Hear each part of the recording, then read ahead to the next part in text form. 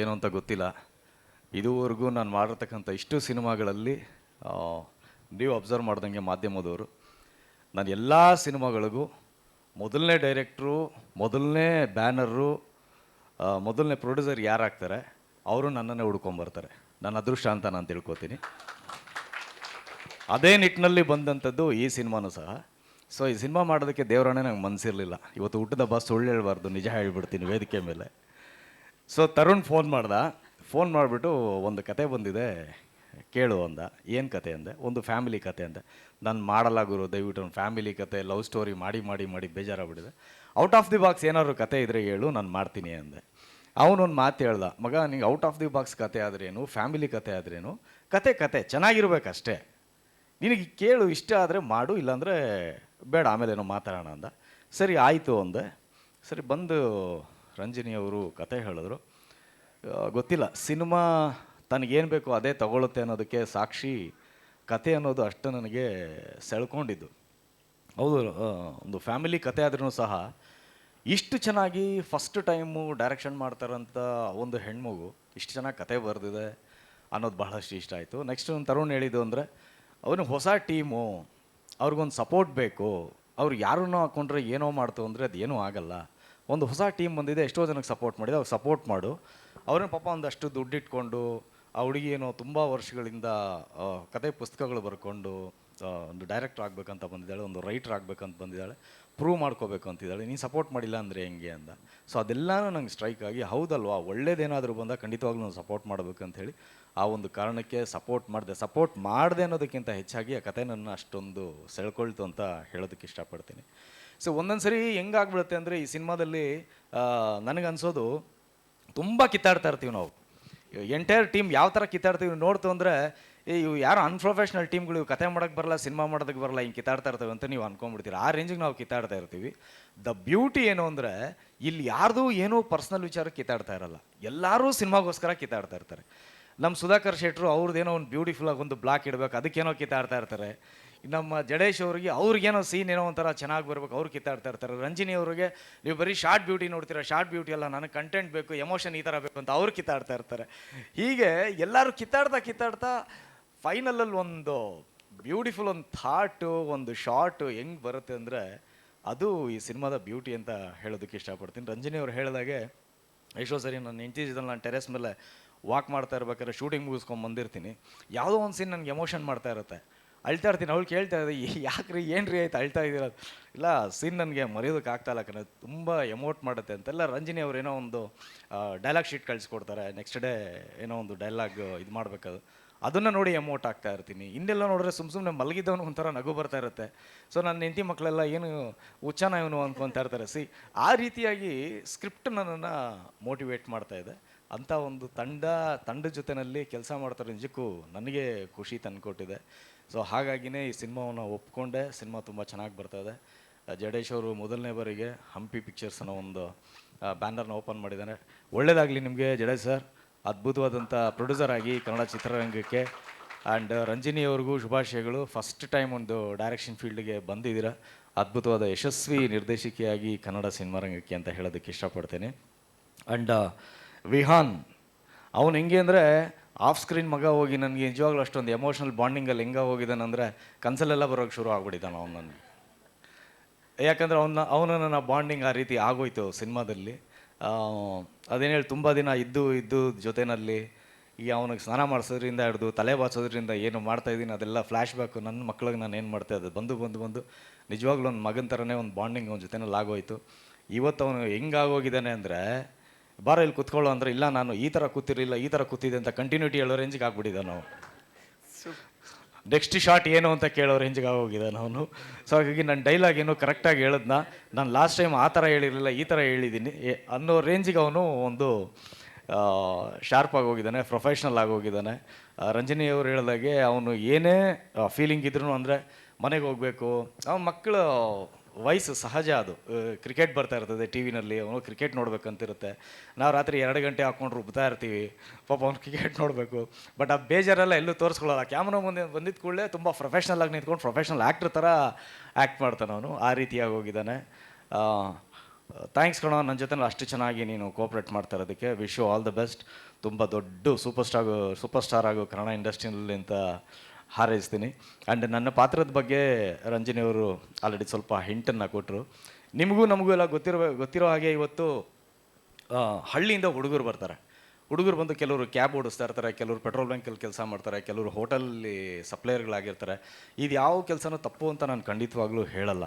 ಆದರೆ ಊರಲ್ಲಿ ಅವ್ರಿಗೆ ಹೊಲಗಳಿರುತ್ತೆ, ಗದ್ದೆಗಳಿರುತ್ತೆ, ಅವ್ರದ್ದೇ ಆದಂಥ ಕೆಲಸ ಇರುತ್ತೆ, ಮತ್ತು ಹೈನುಗಾರಿಕೆ ಇರುತ್ತೆ. ಅದನ್ನೆಲ್ಲ ಬಿಟ್ಟು ಅವರು ಬೆಂಗಳೂರಿಗೆ ಬರೋದು ಕಾರಣ ಏನು ಅಂದರೆ ಒಂದೇ ಒಂದಕ್ಕೆ ನಾವು ಸಿಟಿನಲ್ಲಿ ಜೀವನ ನಡೆಸ್ತಾ ಇದ್ದೀವಿ ಅನ್ನೋದು ಒಂದು ಹೆಮ್ಮೆ ಅನ್ನೋ ತಲೆನಲ್ಲಿ ಇಟ್ಕೊಂಡು ಆ ವಿಷಯನ ಬರ್ತಾರೆ.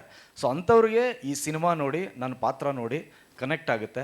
ಬಹುಶಃ ಇಲ್ಲಿಂದ ಒಂದು ಅಷ್ಟು ಜನ ಮತ್ತೆ ಹಳ್ಳಿಗೆ ಹೋಗಿ ನಮ್ಮ ಒಂದು ನೆಲದ ಸೊಗಡು ಏನಿದೆ ಅನ್ನೋದು ಅರ್ಥ ಆಯಿತು ಅಂದರೆ ಈ ಸಿನಿಮಾ ಮಾಡೋದಕ್ಕೂ ಈ ಪಾತ್ರ ಮಾಡಿದ್ದಕ್ಕೂ ನನ್ನ ಸಾರ್ಥಕ ಅಂತ ತಿಳ್ಕೊಳ್ತೀನಿ. ನಾನು ಹೇಳಿದಾಗೆ ಈ ಸಿನಿಮಾ ಒಪ್ಕೊಳ್ಳೋದಕ್ಕೆ ನನಗೆ ಇಷ್ಟ ಇರಲಿಲ್ಲ, ಒಪ್ಕೊಂಡೆ. ಇವತ್ತು ನನಗೊಂದು ಯಾವ ರೀತಿ ಆ್ಯಟಿಟ್ಯೂಡ್ ಸ್ಟಾರ್ಟ್ ಆಗೋಗಿದೆ ಅಂದರೆ, ನಾನು ಬೇಡ ಅಂತ ಇದ್ದಿದ್ದು ಸಿನಿಮಾ ಬಗ್ಗೆ ಇವತ್ತು ಮಾತಾಡೋಕ್ಕೆ ನನಗೊಂದು ಆ್ಯಟಿಟ್ಯೂಡ್ ಶುರುವಾಗೋಗಿದೆ. ಯಾಕಂದರೆ ಕಂಟೆಂಟ್ ಅಷ್ಟೊಂದು ಸ್ಟ್ರಾಂಗ್ ಆಗಿದೆ. ಹಂಗಿದೆ ನಾವೆಲ್ಲ ಸೇರಿ ಇಂಥ ಕೆಲಸ ಮಾಡಿದ್ದೀವಯ್ಯ ಅನ್ನೋ ರೇಂಜ್ಗೆ ಒಂದು ಆ್ಯಟಿಟ್ಯೂಡ್ ಶುರುವಾಗೋಗಿದೆ ನನಗೆ. ಸೊ ಹಾಗಾಗಿ ಅದ್ಭುತವಾದಂಥ ಒಂದು ಸಿನಿಮಾ ಖಂಡಿತವಾಗ್ಲೂ ಆಗುತ್ತೆ. ಇದನ್ನು ನಾನು ಪ್ಲೀಸಿಂಗ್ ಮಾಡೋದಕ್ಕೋಸ್ಕರನೋ ಅಥವಾ ಕೇಳೋದಕ್ಕೋಸ್ಕರನೋ, ನಮ್ಮ ಸಿನಿಮಾ ಬಗ್ಗೆ ಅಟೆನ್ಷನ್ ಕ್ರಿಯೇಟ್ ಮಾಡೋದಕ್ಕೋಸ್ಕರನೋ ಹೇಳ್ತಾ ಇಲ್ಲ ಡೈರೆಕ್ಟ್ರೆ. ನೀವು ಹೇಳಿದಾಗೆ ನಮ್ಮೆಲ್ಲರೂ ಒಂದು ಪರಿಶ್ರಮ, ಆ ಬರವಣಿಗೆಗೆ ಒಂದು ಶಕ್ತಿ ಇದೆ, ಆ ಕಥೆಗೊಂದು ಶಕ್ತಿ ಇದೆ. ಸೊ ಹಾಗಾಗಿ ನಮಗೆಲ್ಲ ಈ ಸಿನಿಮಾದಲ್ಲಿ ಪಾತ್ರ ಮಾಡೋದಕ್ಕೆ ಬಹಳಷ್ಟು ಹೆಮ್ಮೆ ಅನ್ನಿಸ್ತಾ ಇದೆ. And thank you so much. ನನ್ನ ಹುಟ್ಟಿದ ಹಬ್ಬಕ್ಕೆ ಎಲ್ಲರೂ ಬಂದು ಶುಭವನ್ನು ಹಾರೈಸಿದ್ದೀರ. ಗುರು ಸರ್ ಬಂದಿದ್ದಾರೆ, ಜಗದೀಶ್ ಗೌಡ್ರು ಬಂದಿದ್ದಾರೆ, ಆರ್ ಎಸ್ ಗೌಡ್ರು ಬಂದಿದ್ದಾರೆ, ಕೃಷ್ಣ ಸಾರ್ಥಕ್ ಅವ್ರು ಬಂದಿದ್ದಾರೆ, ಮತ್ತು ನನ್ನ ಗೆಳೆಯ ಅಜಯ್ ಬಂದಿದ್ದ. ನೀವೆಲ್ಲರೂ ಸಹ ಬಂದಿದ್ದೀರಾ. ತುಂಬ ಹೃದಯದ ಧನ್ಯವಾದಗಳು. ಇನ್ನೇನಾದರೂ ಬಿಟ್ಟಿದ್ದೀನಾ?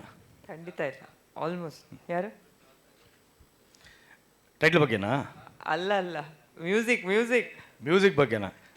ಮ್ಯೂಸಿಕ್ ಬಗ್ಗೆ ನಾನು ಬೇಡ ಅಂತಲೇ ಮಾತಾಡೋದನ್ನು ಹೋಗಲಿಲ್ಲ ಮಾತಾಡೋದು. ಯಾಕಂದರೆ ಒಂಥರ ಪರ್ವತ, ಅವರು ಹಿಮಾಲಯ ಪರ್ವತ, ಅವ್ರ ಬಗ್ಗೆ ಮಾತಾಡೋಷ್ಟು ದೊಡ್ಡ ವ್ಯಕ್ತಿ ನಾನಲ್ಲ. ಯಾಕಂದರೆ ಸಣ್ಣ ವಯಸ್ಸಿಂದ ನಮ್ಮ ಮನೇಲಿ ಟೇಪ್ ರೆಕಾರ್ಡ್ಗಳು ಏನು ಇಲ್ಲದೇ ಇರೋ ಟೈಮಲ್ಲಿ ಯಾರ್ದೋ ಮನೆಯಲ್ಲಿ ರೇಡಿಯೋನಲ್ಲಿ ಹಾಡು ಬರ್ತಾಯಿದ್ರೆ ಹೋಗಿ ಅಲ್ಲಿ ನಿಂತ್ಕೊಂಡು ಆ ಕಾರ್ಯಕ್ರಮ ಮುಗಿಯೋವರೆಗೂ ನಾವಲ್ಲಿ ಕಿವಿಯಲ್ಲಿ ನಿಂತ್ಕೊಂಡು ಕೇಳಿಸ್ಕೊಂಡು ಬರ್ತಾ ಇದ್ದಂಥ ದಿನಗಳಲ್ಲಿ ಅವತ್ತಿಂದ ಅವರು ನಮ್ಮ ಮೇಲೆ ಪ್ರಭಾವವನ್ನು ಬೀರಿದ್ದಾರೆ. ಅಂಥ ಅದ್ಭುತವಾದ ಮ್ಯೂಸಿಕ್ ಮಾಸ್ಟ್ರೋ ಇವತ್ತು ನನ್ನ ಸಿನಿಮಾಗೆ ಸಂಗೀತ ಮಾಡ್ತಾ ಇದ್ದಾರೆ ಅಂದರೆ ಇದು ಯಾವುದೋ ಜನ್ಮದ ಪುಣ್ಯ ಅಂತ ನಾನು ಅಂದ್ಕೊಳ್ತೀನಿ. ಇಳೆಯರಾಜ ಸರ್ ಅಂದರೆ ಈಸ್ ನಾಟ್ ಒಂದು ಸಾಮಾನ್ಯವಾದಂಥ ಒಂದು ವ್ಯಕ್ತಿತ್ವ ಅಲ್ಲ. ಅದೇನೋ ಒಂದು ಕನೆಕ್ಷನ್ ಇರಬೇಕು, ಏನೋ ಒಂದು ಸೆಳೆತ ಇರಬೇಕು. 1000 ಜನ ಹೋಗಿ ಅವ್ರ ಹತ್ರ ನಾವು ಕತೆ ಹೇಳ್ತೀವಿ, ನಾವು ಮ್ಯೂಸಿಕ್ ಮಾಡು ಅಂದ್ರೂ ಅವ್ರು ಯಾವುದೇ ಕಾರಣಕ್ಕೂ ಕತೆ ಇಷ್ಟ ಆಗಲಿಲ್ಲ ಅಂದರೆ ಮಾಡಲ್ಲ. ಅದು ನಿಮ್ಮೆಲ್ರಿಗೂ ಗೊತ್ತಿರೋವಂಥ ವಿಷಯ. ಅಂಥದ್ರಲ್ಲಿ ಒಂದು ಹೆಣ್ಮಗು ಬಂದು ಅವ್ರನ್ನೇ ಕರೆದು ನಿನ್ನ ಕತೆ ಹೇಳಮ್ಮ ಅಂತ ಕತೆ ಕೇಳಿಬಿಟ್ಟು, ಈ ಕತೆ ನನಗಿಷ್ಟ ಆಯಿತು, ಈ ಕತೆಗೆ ನಾನು ಮ್ಯೂಸಿಕ್ ಮಾಡಲಾ ಅಂತ ಕೇಳೋದಿದೆ ಅಂದರೆ ಅದು ಖಂಡಿತವಾಗ್ಲೂ ಸಹ ಆ ತಾಯಿ ಚಾಮುಂಡೇಶ್ವರಿ ಆಶೀರ್ವಾದ ಅಂತಲೇ ಖಂಡಿತವಾಗಿ ನಾನು ಅಂದ್ಕೊಳ್ತೀನಿ. ಇಟ್ಸ್ ನಾಟ್ ಇದು. ಅವರು ಮ್ಯಾನೇಜರ್ ಹತ್ರನೂ ನನಗೆ ರಂಜಿನಿ ಅವರು ಹೇಳ್ತಾ ಇದ್ರು, ನನಗೆ ಒಂದು ಆಶ್ಚರ್ಯ, ಹೆಂಗ್ರಿ ನಿಮಗೆ ಕನೆಕ್ಟ್ ಆಯಿತು ರಾಜಾ ಸರ್ ಜೊತೆನಲ್ಲಿ ಅಂತ ಹೇಳಿದಾಗ, ಎಲ್ಲ ಸರ್ ಹೋಗಿ ಹೇಳಿದೆ, ಅವ್ರು ಈ ರೀತಿ ಹೇಳಿದ್ರು, ಅವರೇನೋ ಒಪ್ಕೊಂಡ್ಬಿಟ್ರು ಸರ್. ಇವತ್ತು ಅವ್ರು ರೆಮ್ಯುನರೇಷನ್ ಕೊಡೋ ಅಂಥ ಕೆಪಾಸಿಟಿ ನಾವಿದ್ದೀವ ಸರ್. ಅವ್ರು ರೆಮ್ಯುನರೇಷನ್ ಕೊಡೋ ಅಂಥ ಒಂದು ಇದರಲ್ಲಿ ನಾವೊಂದು 7-8 ಸಿನಿಮಾ ಮಾಡ್ಬೋದು ಸರ್. ಅಂದರೆ ಕನ್ನಡಕ್ಕೆ ಅಂದ್ರೇ ಅಷ್ಟು ಕೇಳ್ತಾರವರು. ನನಗೆ ಅದೊಂದು ಹಾರ್ಟ್ ಬೀಟ್ ಸ್ಟಾರ್ಟ್ ಆಗೋಯ್ತು, ಏನು ಮಾಡೋದು ಅಂತ ಹೇಳಿದಾಗ ನೆಕ್ಸ್ಟ್ ಡೇ ಅವರು ಮ್ಯಾನೇಜರು ಫೋನ್ ಮಾಡಿ ಇವ್ರು ಕೇಳಿದ್ದಾರೆ, ಅವ್ರು ರೆಮ್ಯುನರೇಷನ್ ಸರೇನೋ ಒಪ್ಕೊಂಡ್ರು, ರೆಮ್ಯುನರೇಷನ್ ಏನು ಆ ಶಕ್ತಿ ನಮಗಿಲ್ಲ ಅಂದಾಗ, ಎಲ್ಲ ಸರ್ ಹೇಳಿದ್ದಾರೆ ನಿಮಗೆ ಹೆಲ್ಪ್ ಮಾಡ್ತೀನಿ ಹೋಗಿ ಅಂತ. ಅದೇ ಹೆಲ್ಪ್ ಅಂದರೆ ಯಾವ ಥರ ಹೆಲ್ಪು, ಎಷ್ಟು ಕಮ್ಮಿ ಮಾಡ್ತಾರೆ? ಅಲ್ಲ ಸರ್, ಫ್ರೀ ಅಂತ ಹೆಂಗೆ ಕೇಳೋಕ್ಕಾಗುತ್ತೆ ಸರ್? ಈಗ ಏನೋ ಕೇಳೋದು, ಎಷ್ಟು ಕಮ್ಮಿ ಮಾಡ್ಬೋದು ಅಂತ ಕೇಳ್ಬೋದು ಅಷ್ಟೇ. ಅವ್ರು ಇಲ್ಲ ಹೋಗಿ ಅವ್ರು ಹೇಳಿದಾರಲ್ಲ ಹೆಲ್ಪ್ ಮಾಡ್ತೀನಿ ಅಂತ ಮಾಡ್ತಾರೆ ಹೋಗಿ. ಇಲ್ಲ ಪ್ಲೀಸ್ ನಮ್ಮ ಸಮಾಧಾನಕ್ಕೊಂದು ಹೇಳಿ ಅಂದಾಗ, ಇಲ್ಲ ನೀವು ಏನು ಅಂದ್ಕೊಂಡಿದ್ದೀರ ಮನಸ್ಸಲ್ಲಿ ಅಷ್ಟನ್ನು ಕೊಡಿ ಅಷ್ಟೇ, ಹೆಲ್ಪ್ ಮಾಡ್ತಾರೆ. ಸೊ ಅವ್ರಿಗೆ ಇಲ್ಲಿಂದ ಒಂದು ದೀರ್ಘದಂಡ ಪ್ರಣಾಮಗಳು. ಯಾಕಂದರೆ ಅವ್ರು ಕನ್ನಡದಲ್ಲೇ ಆಗಲಿ, ತಮಿಳಲ್ಲೇ ಆಗಲಿ, ಯಾವುದೇ ಭಾಷೆನಲ್ಲಾಗಲಿ ಅವ್ರು ಕೊಟ್ಟಿರೋಂಥ ಸಾಂಗು 45-50 ವರ್ಷದ ಹಿಂದಿನ ಸಾಂಗು, ಕನ್ನಡದ ಸಾಂಗು ಇವತ್ತು FM ಅದು ಫಸ್ಟ್ ಸಾಂಗ್ ಆಗೋಡುತ್ತೆ, ಯಾವುದೇ ಆರ್ಕೆಸ್ಟ್ರಾಗಳಲ್ಲಿ ಓಡುತ್ತೆ.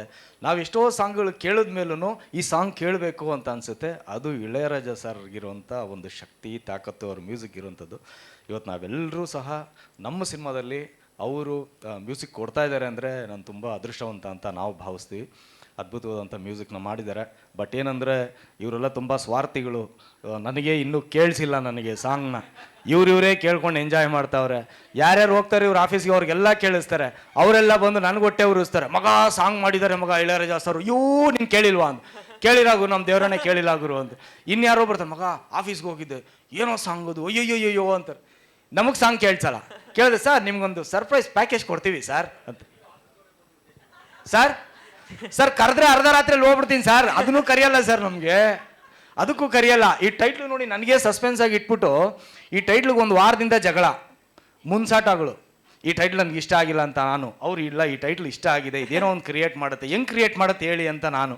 ಹಿಂಗೆಲ್ಲ ನಮ್ಮಲ್ಲಿ ಎಷ್ಟು ಕಿತ್ತಾಟಗಳಾಗಿದೆ ಅಂದರೆ, ಬಟ್ ಅದಕ್ಕೇನೋ ಒಂದು ಕೊಡ್ತಾರೆ. ಹೇಳಿ ಈ ಟೈಟ್ಲ್ ಏನು ಅಂದರೆ, ಸರ್ ಇದಕ್ಕೊಂದು ಡೆಫಿನೇಷನ್ ಕೊಡ್ತೀವಿ ನೋಡಿ ಸರ್, ನಿಮ್ಗೆ ಇಷ್ಟ ಆಗೋ ಥರ ಅಂತ.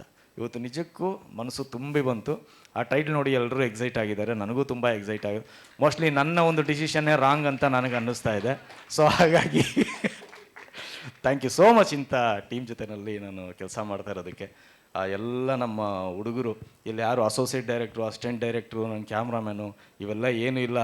ಹೋಗಲ್ಲಿ ಮೊಟ್ಟೆ ಟ್ರೈ ಹಿಡ್ಕೊಂಬಂದ್ರು ಅಂದರೆ ಪಾಪ ನಮ್ಮ ಡೈರೆಕ್ಟ್ರ್ ಓಡೋಗ್ತಾ ಇರ್ತಾರೆ. ನಾನು ಡೈರೆಕ್ಟ್ರ್ ನೀವು ಯಾಕೆ ಹೋಗ್ತೀರಾ, ಬನ್ನಿರಿ ಇಲ್ಲ ಇರ್ರಿ ಸರ್ ತಗೊಳ್ಳಿ ಸರ್ ಅಂತ ಇರ್ತಾರೆ. ಹಿಂಗೆ ಟೀಮು ಕಷ್ಟಪಡ್ತಾ ಇದೆ. ಸರ್ ನನಗೊಂದು ಜೋಡಿ ಇದೆ ಸರ್. ಪ್ರೇಮ್ ಮಾಡೋ ಸಿನಿಮಾದಲ್ಲಿ ಜೋಡಿ ಇಲ್ಲ ಅಂದರೆ ಹೆಂಗೆ ಸರ್? ಜೋಡಿನ ಒಂಥರ ಸ್ಪೆಷಲ್ಲಾಗಿ ಏನೋ ಒಂದು ಆನ್ ಬೋರ್ಡ್ ತೊಗೊಂಬರೋಣ, ನಿಮಗೆಲ್ಲ ಒಂದು ಸರ್ಪ್ರೈಸ್ ಪ್ಯಾಕೇಜ್ ಕೊಡೋಣ ಅಂತೇಳಿ. ಅದು ಒಂದು ಕಡೆ ನಮಗೆ ಸ್ವಾರ್ಥ, ಅದನ್ನು ನಾವು ಪ್ರಮೋಷನ್ಗೆ ಒಂದು ಯುಟಿಲೈಸ್ ಮಾಡ್ಕೊಳ್ಳೋಣ ಚೆನ್ನಾಗಿ ಅನ್ನೋ ಕಾರಣಕ್ಕೆ ಜೋಡಿ ತುಂಬ ಸುಂದರವಾದ ಹುಡುಗಿನ ಈ ಸಿನಿಮಾಗೆ ಆಯ್ಕೆ ಮಾಡಿದ್ದೀವಿ. ಸದ್ಯದಲ್ಲೇ ಇಂಟ್ರೊಡ್ಯೂಸ್ ಮಾಡಿಸ್ತೀವಿ, ನಿಮಗೂ ಖುಷಿ ಆಗುತ್ತೆ. Okay, thank you. ನನ್ನ ಹುಟ್ಟದ ಹಬ್ಬಕ್ಕೆ ವಿಶ್ ಮಾಡಿದಂಥ ಇನ್ನೊಂದು ತುಂಬ ಎಂಥ ವಿಷಯ ಮರ್ತೋದೆ ನಾನು. I am so sorry. ಎಲ್ಲರೂ ಏನಂದರೆ ನಮ್ಮ ಟೈಟಲ್ ಲಾಂಚ್ಗಳನ್ನ, ಟ್ರೈಲರ್ ಲಾಂಚ್ಗಳನ್ನ, ಸೂಪರ್ ಸ್ಟಾರ್ಗಳನ್ನ ಕರೆದು ಮಾಡಿಸ್ತಾರೆ. ನಮ್ಮ ಹೆಮ್ಮೆ ಏನು ಅಂದರೆ ನಮ್ಮ ಕನ್ನಡ ಇಂಡಸ್ಟ್ರಿಯ ಫ್ಯೂಚರ್ ಸೂಪರ್ ಸ್ಟಾರ್ಗಳಿಗೆಲ್ಲ ಇದನ್ನು ಲಾಂಚ್ ಮಾಡಿಸಿದ್ದೀವಿ. ಥ್ಯಾಂಕ್ಸ್ ಕೊಂಡ್ರು ಎಲ್ಲ ಕನ್ನಡದ ಫ್ಯೂಚರ್ ಸೂಪರ್ ಸ್ಟಾರ್ಗಳಿಗೂ ಸಹ ಬಂದು ನೀವೆಲ್ಲ ಪ್ರೀತಿಯಿಂದ ಇವತ್ತು ನನಗೆ ವಿಶ್ ಮಾಡಿ ನಮ್ಮ ಟೈಟಲ್ ಲಾಂಚ್ನ ಮತ್ತು ಪೋಸ್ಟರ್ ಲಾಂಚ್ನ ಮಾಡಿಕೊಟ್ಟಿದ್ದೀರಾ. ಧನ್ಯವಾದಗಳು. Love you. ಆದಷ್ಟು ಬೇಗ ಸ್ವಲ್ಪ ಎತ್ತರಕ್ಕೆ ಬೆಳೀರಿ, ಚೆನ್ನಾಗಿ ಬೆಳೀರಿ, ಕನ್ನಡ ಇಂಡಸ್ಟ್ರಿ ಸೂಪರ್ ಸ್ಟಾರ್ಗಳಾಗಿ ಬೇಗ ಲಾಂಚ್ ಆಗ್ರಿ. ಓಕೆನಾ? Thank you. ಬಂದಿರತಕ್ಕಂಥ ಎಲ್ರಿಗೂ love you once again. Thank you. ಒಂದು ನಿಮಿಷ ಆಮೇಲೆ ನೀವು ತುಂಬ ಚೆನ್ನಾಗಿದ್ದೀರಾ, ನಿಮ್ಮ ಬಗ್ಗೆ ಹೇಳ್ಬಿಡ್ತೀನಿ. ತುಂಬಾ ಜನ ನಿಮಗೆ ವಿಶ್ ಮಾಡಕ್ಕಂತಾನೆ ಬಂದಿದ್ದಾರೆ, ನಿರ್ದೇಶಕರು, ನಿರ್ಮಾಪಕರುಗಳು. ಸ್ವಲ್ಪ ತಡ ಮಾಡಿ ಕರಿತಿದ್ದೀವಿ, ದಯವಿಟ್ಟು ಕ್ಷಮೆಯಲ್ಲಿ, ದಯವಿಟ್ಟು ವೇದಿಕೆ ಮೇಲೆ ಬರಬೇಕು.